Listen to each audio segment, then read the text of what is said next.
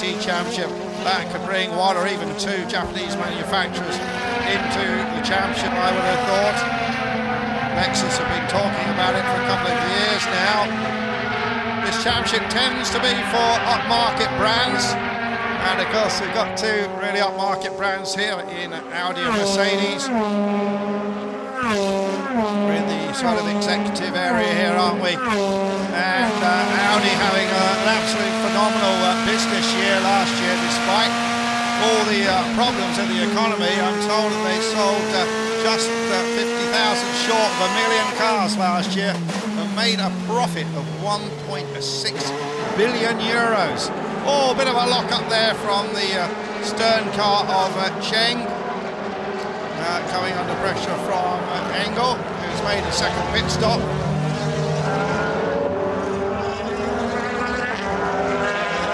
You can make a second pit stop. Well, there is Engel's pit stop. And fishtails out of the pits. Mario Engel, who very engaging young driver, raced in the British Formula 3 Championship. Speaks a number of different languages.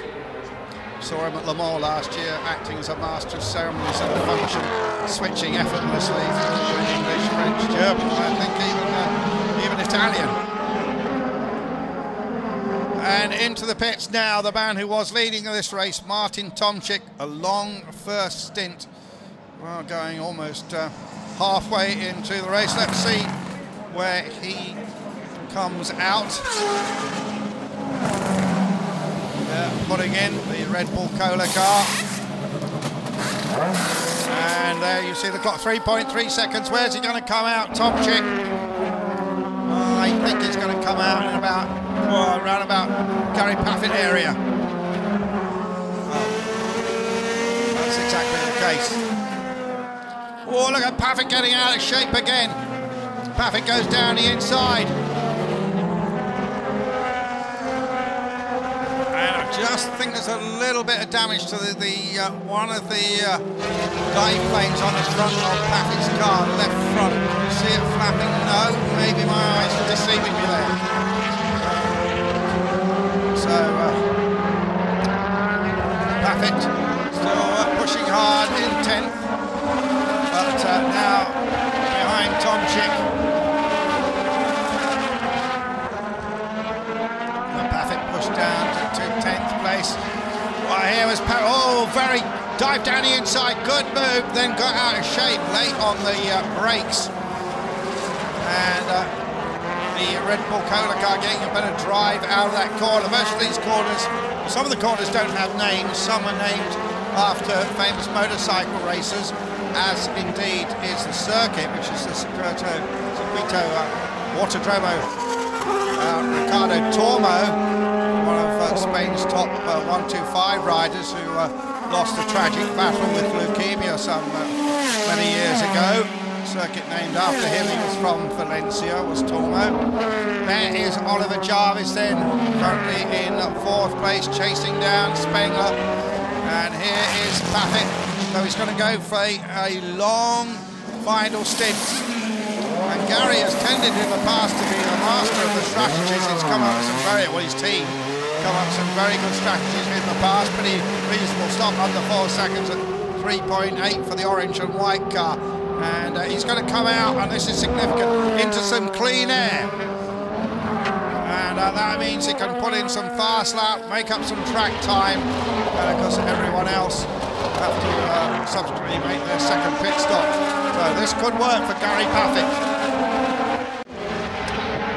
Jamie Green is still on his first run. Though he's got Ekstrom right behind him, Green has yet to pit. Oh, yeah, I think is he just pitting that? No. Jamie Green goes through for another lap, leading the race, although Ekstrom would like to get by him now. Spengler in 3rd, Jarvis in 4th. Just looking at the timing streak, Jamie Green take 20 seconds off, got to probably come back around about 13th, 14th place actually. David Coulthard just a bit slow his rival Ralf Schumacher on that last lap. Coulthard with a 32.3. Schumacher 31.9. I think Green's tyres must be wearing now. He's down in the 32.5 his last lap. Here's that battle there between Spengler and Jarvis. Jarvis keeping the pressure on the quiet and unassuming French-Canadian.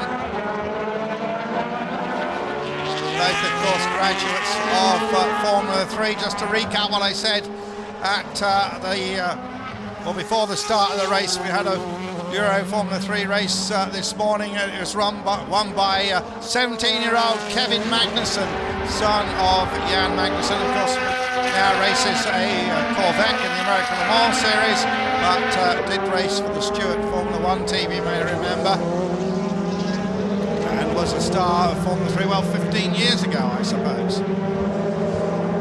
So, Jamie Green from Leicester, by dint of not stopping yet, leads this race. Ekstrom, Spengler and Jarvis. And coming in now for a second stop is Alexandra Premat in the colours of a German TV channel. I think it's a specialist film channel. And down on the off the air jacks goes Premat in a very quick 3.3 second stop.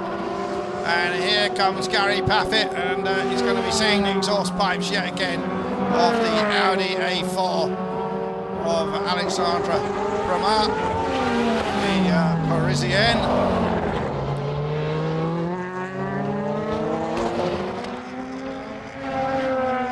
Paffett then with his 2 stops done and still behind Premat, who's also made 2 stops.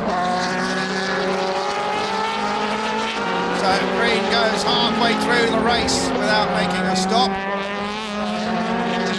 Oh, look at that, and Coulthard diving through there from Ralf Schumacher. And Susie Stoddard followed, and Ralf having what I have to say is an uninspiring race. He must have some kind of problem though, does Schumacher. Can't quite tell from here what the problem is, but Coulthard moves up to 12th place, and this must be our camera on the side. It's Bruno Spengler, yes, confirmation. And we see this pit stop again from this unusual angle. The Dunlop goes on, and off he goes. Oh, and Rocky comes in as Spengler goes out. Spengler stopped 4.3 seconds, Rocky 3.6. And leaves a blue cloud of Dunlop tyre smoke. Here is Coulthard for his second stop there. Green has finally stopped, by the way, in all this activity down his magnificent pits. And, well, they've parked it. So there Ralf Schumacher climbs out. And the mirror silver Audi is parked, and I'm sure there will be some discussions there with his race engineer Anders Riedel about the problems.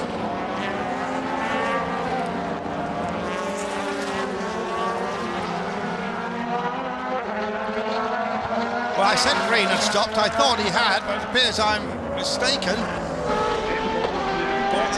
Our computer showed a stop, but no, it doesn't. We're not seeing any shots of Jamie Green, but he's actually starting to pull away a little bit from Ekstrom. Here's Paul de Resta for his second pit stop.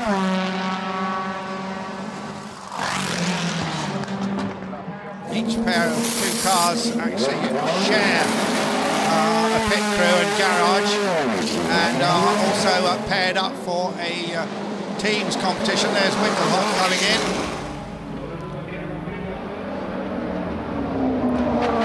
So Green can go even further yet, but as long as he gets those 2 pit stops in the window. And there is the rest of it, Premat in front of him. And well, Dr. Resta now being challenged by Mike Rockenfeller. No signs of any tyre problems as yet. There's the S-line Audi A4. There's Di Resta currently in 6th place.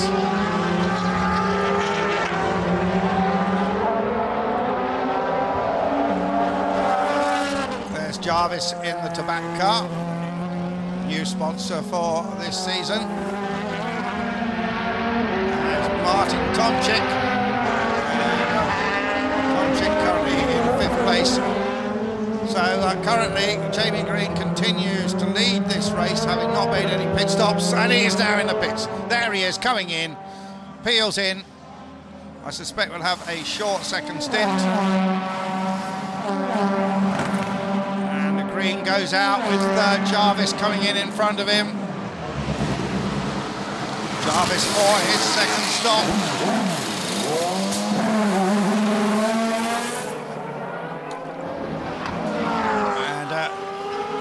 Jarvis coming out. Let's see if he just manages to hang on against Spengler, and he gets a position on Bruno Spengler.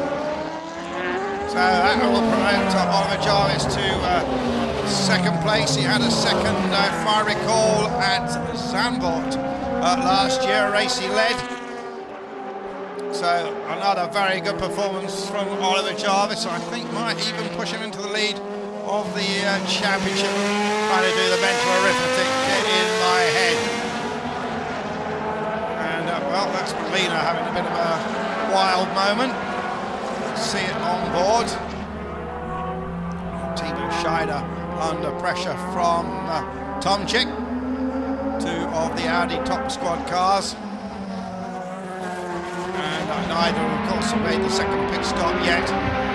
19 laps remaining here at Valencia in Spain for the second round of the German Touring Car Masters, DTM, call it what you will. And indeed the black car of the reigning champion pulls off and heads down the pit lane. You can see those customary Audi LED whisker lights at the front, like eyebrows or eyelashes, if you will. There is great shot as it comes to a halt. And powers away. Nice clean stop, which is going to bring him out right in the middle of the pack. And this should be interesting. And it's got Paul Di Resta right behind him. Has Paul got enough drive to get by? Not quite. And Timo Scheider still behind Alexandra Promar. Green currently in 5th place, but of course all these positions are shaken about at the moment because of the different pit strategies. There's no question about who is fastest out there, who's dominating this race. It is Mattias Ekstrom, looking to give his mother a belated birthday present, as I said already. Gave her a run in the car, well not this car but one of the DTM taxis. It must have been pretty exciting for his mum, however.